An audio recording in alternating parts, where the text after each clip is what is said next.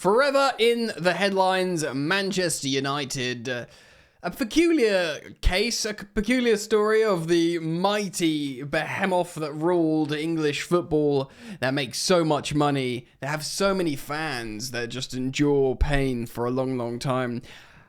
That understandably, the owners, the management, the sporting hierarchy, and indeed here the CEO Omar Barada, who by the way was part of a title-winning side in Man City for a long time, they're obviously going to say our aim is to put Manchester United back where they belong, to win a Premier League.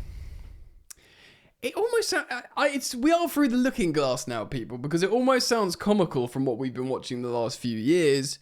But yeah, like obviously that's going to be the target for as soon as they can do it as well. Man United finished 15th, and that was probably because they didn't get drunk after the Europa League final, because they lost it to a Tottenham side. They got 38 points, so they pulled their trousers up and got a win on the final day to see them go up to the dizzying heights of 15th place in the Premier League. I want to react to the stories come out today. Well, it's been published on certain newspapers and stuff today about CEO Omar Barada talking about winning the Premier League by 2028. In the next 3 years, 3 seasons. They aren't going to do that. They should, like, and it seems like a comical thing, but really that's think of Manchester United of old, like Alex Ferguson's United, like the superpower.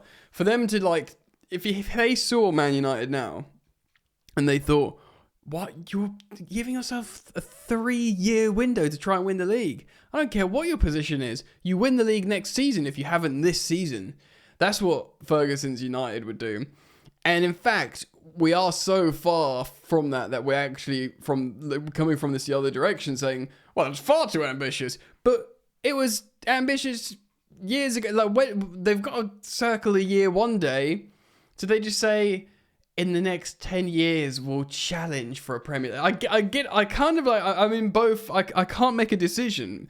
Like, is this like really radical and hilarious, or is this sensibly ambitious? We're going to talk about it, guys. Welcome back to Football Yannick, daily content on this YouTube channel.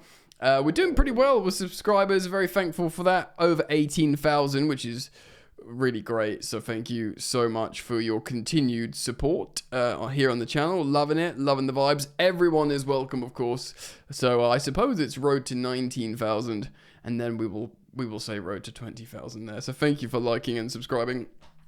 Just for reference for this story, I'm going to read a little bit off in The Independent. A chap called Luke Baker writes, Man United chief executive, the CEO Omar Barada, has doubled down on his bold target.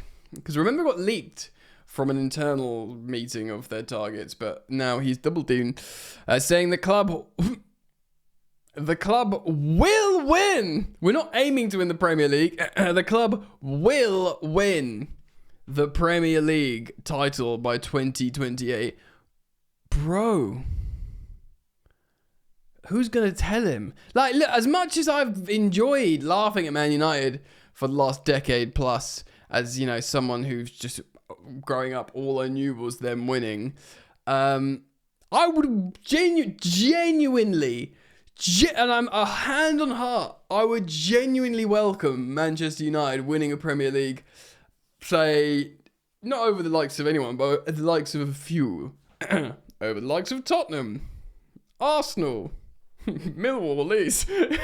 No, let's be realistic. Tottenham's not realistic, but I'll put them in there anyway. Tottenham, so Arsenal, Liverpool, Man City, bang. I'd rather, and they're all certainly Man City, Arsenal, Liverpool, they're the title favourites. I'd rather Man United win it than them. That's just my opinion. Football is a game of opinions. But they are well and truly languishing in the banter era to say, for the Manchester CEO, the Manchester United CEO, to say this is pretty wild. No ambition, not aiming. We will win the Premier League by 2028, the next 3 seasons. So what have they got to do? They got to go from 15th to, I don't know, 8th to 3rd, third to Premier League title winners over the likes of Arsenal, Liverpool, City, and indeed, well, I could put Chelsea in there with the young team getting better and investment and yada yada. While even there'll be Newcastle United fans listening to that going, like we're way better than you, sort of thing. Barada's also put pressure on United's women's team by insisting they can claim their first ever WSL title by the same date. Fine. I think their bowl account's a pretty good team. Manchester United women. He's an ex-Man City chief, of course. Barada. He told his staff Project 150 vision in September. Yeah, that's when. Do you remember in the midst of all the leaked emails that came out that he said that to all the staff? But Ruben Amorim's men, having endured the worst top flight season since their relegation in 73-74, as they finished 15th, and while the women's side came third in the WSL to secure UCL qualification, the league has been won by a dominant Chelsea team. Yes, Chelsea women, incredible Sonia Bombastor, invincible treble they won, domestic treble. There's also off-pitch issues with part owner Jim Ratcliffe, of course, cost-cutting measures, the second round of redundancies, there's 200 jobs look set to be lost. How many jobs has he taken now?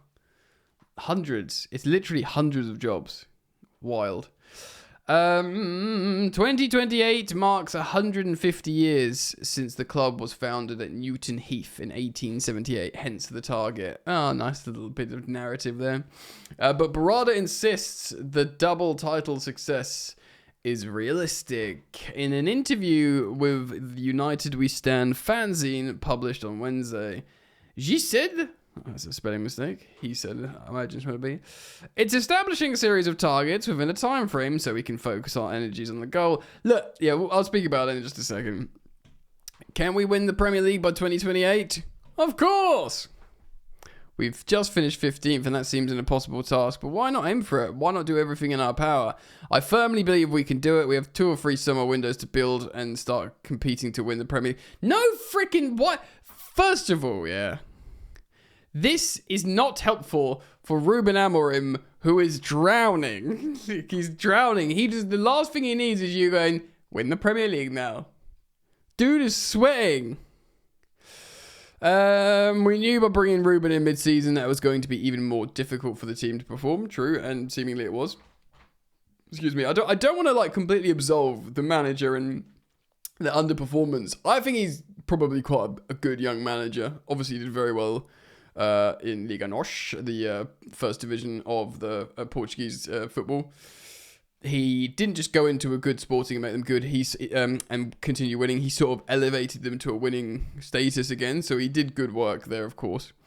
And I like how he talks. I like how he's honest. He's eminently a likable young good coach, I think. But despite all that, I don't think you can completely absolve them of them being completely awful.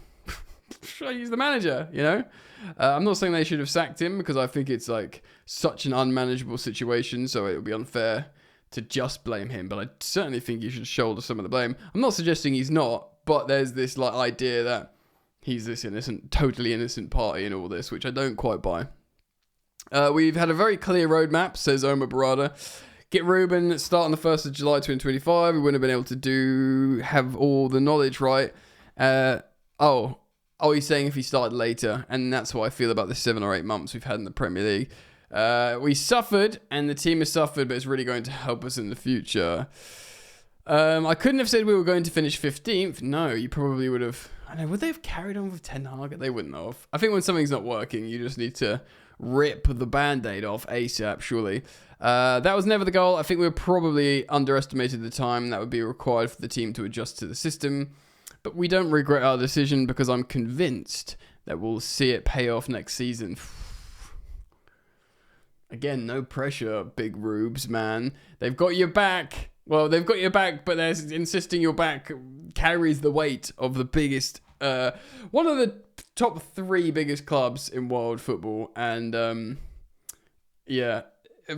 good world-class managers have failed. Your Mourinhos of this world. Who is a great manager. Van Gaal, elite historical manager. You know, they've thrown some big guns in there, and they've tried to sort of innovate, I think, outside the box a little bit as well. You know, sporting director coach like Rangnick in Denman, you know, the vibesman in Ole Gunnar Solskjaer, the innovator and respected coach Ten Hag, who's got a great job now in Bayer Leverkusen, by the way, despite, I know he won trophies at United, but it was yeah. It really doesn't do great for managers, does it? They all go there because they all feel like I can fix them, I can make them better, and then they all struggle.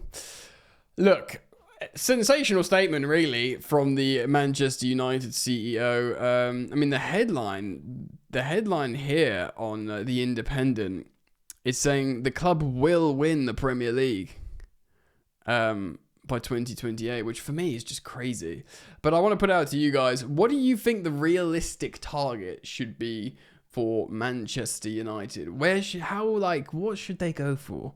I mean, I don't think they should even be doing this to themselves, the 2028. And I understand, like, it's the public roadmap. Like, you know, you put it in the public domain, you see it, you naturally sort of unconsciously work and gravitate towards it.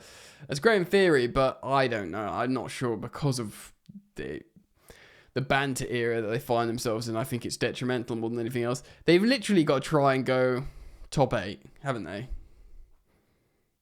And a cup run, or maybe a cup win. Top 8 and a cup win. And then that would be a good... If they finish 7th place, qualify for Europe, and get to a cups, you know, a semi-final in the FA Cup, that's progress. I know that sounds really underwhelming for Manchester United, but genuinely, that is progress. And then if they have a consistent style and maybe don't have less silly moments, and then they can go for top 4? I don't know, but the thing is, this is all very well in theory, but the teams they're coming up against are all aiming to get better as well, and they themselves are just a better point than Man United are. Man United is hoping they get Mbeumo to join Cunha and Fernandes. They get a striker, and they're just they're good, and they have an oven-ready team good to go that can be good for the next 3 years, and that's probably where this 2028 figure is coming from. Guys, let me know your thoughts. Please do comment them down below. As always, thank you for liking and subscribing. There's daily content here on the channel, so you're all welcome to join in the fun. Like and subscribe. All right, mate. Hope to see you back here soon. Peace.